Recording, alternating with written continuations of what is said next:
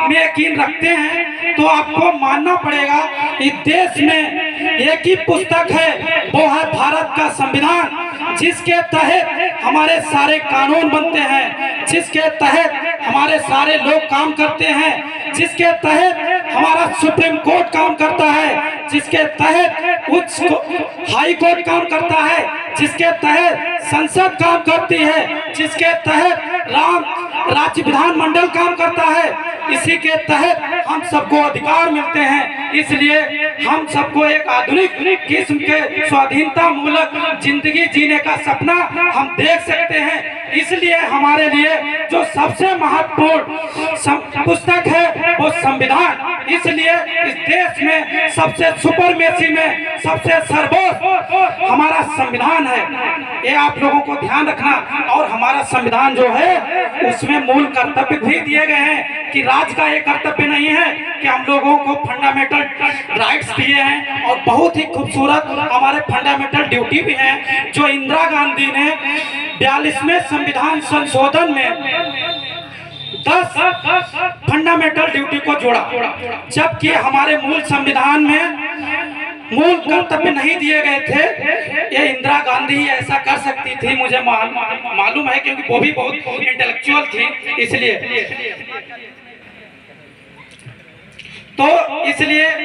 हम लोगों को जो मूल कर्तव्य दिए गए वो बहुत ही महत्वपूर्ण है। अगर समय बहुत कम है, अगर मैं अपना मूल कर्तव्यों के बारे में बताएं तो आपकी इजाजत हो तो मैं बता सकता हूं। तो जो मूल कर्तव्य हैं वो हमारे 11 मूल कर्तव्य दिए गए हैं, जबकि मूल संविधान में एक भी मूल कर्तव्य नहीं था। तो ध्यान रखना कि सरदार स्वर्ण सिंह की समिति पे ये सिफारिश की गई थी कि हमारे संविधान में मूल कर्तव्यों को भी जोड़ा जाए, जबकि उन्होंने 8 मूल कर्तव्यों की सिफारिश की थी। इंदिरा गांधी ने 42वां संविधान संशोधन करके उसमें 10 संविधान संशोधन जोड़े, और जबकि 86वां संविधान संशोधन सन 2002 में हुआ, उसके तहत हमारे वर्तमान में 11 मूल कर्तव्य दिए गए हैं, जो कि भारत के सभी नागरिकों के लिए बहुत ही महत्वपूर्ण है। इसलिए बहुत ही महत्वपूर्ण है मूल कर्तव्यों को। ये सभी भारत के नागरिकों को यह अधिकार देता है कि वो अपने कर्तव्यों को ईमानदारी और निष्ठापूर्वक निभाएं।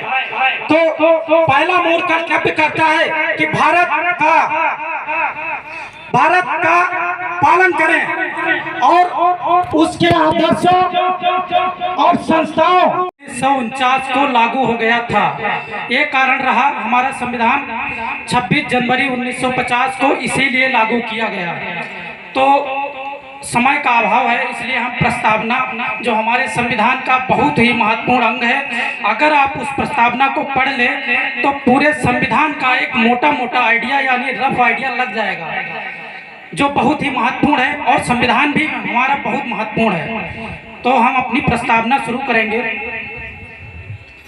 हम भारत के लोग, जो ये शब्द है ये बहुत ही हमारे लिए महत्वपूर्ण है, क्योंकि संविधान निर्माता बहुत ही इंटेलेक्चुअल, बहुत ही बुद्धिजीवी थे, ये हम सब जानते हैं।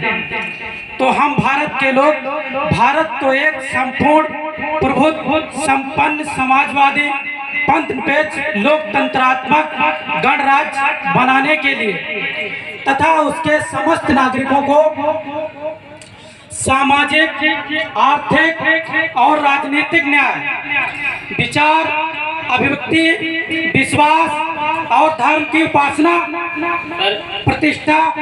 और मैं आपको थोड़ा रोकना चाहता हूँ, क्योंकि भारत को संपूर्ण प्रभुत्व संपन्न समाजवादी पंथनिरपेक्ष लोकतंत्रात्मक गणराज्य बनाने के लिए तथा उसके समस्त नागरिकों को सामाजिक, आर्थिक और राजनीतिक न्याय, विचार, अभिव्यक्ति, विश्वास और धर्म की उपासना, प्रतिष्ठा और अवसर की समता प्राप्त कराने के लिए तथा उस सब में व्यक्ति की गरिमा और राष्ट्र की एकता और अखंडता को सुनिश्चित करने वाली बंधुता को बढ़ाने के लिए हम दृढ़ संकल्प होकर अपनी संविधान सभा में आज दिनांक 26 नवंबर 1949 ईस्वी मिति मार्गशीर्ष शुक्ल सप्तमी संवत को एतत् प्रस्तावना है। अगर आप इस प्रस्तावना को पढ़ लें और इन शब्दों को अगर आप समझें और जो हमारे संविधान निर्माता थे उनका इंटेंशन यानी मोटिव और उद्देश्य समझें तो बहुत ही ब्रॉड में है। तो हम जैसे हम भारत के लोग यानी संविधान को स्रोत देने का अधिकार कौन है कि हम जितने भारत के लोग हैं यही सबसे ज्यादा स्रोत है कि हम अधिकार देते हैं कि संविधान को कि संविधान हमारा सुपरमेसी में है, संविधान ही हमारा सर्वोच्च है जिसके तहत देखिए किसी के लिए महत्वपूर्ण पुस्तक गीता हो सकती है, ठीक है, किसी के लिए महत्वपूर्ण पुस्तक मतलब कुरान हो सकती है, पर किसी के लिए कुछ और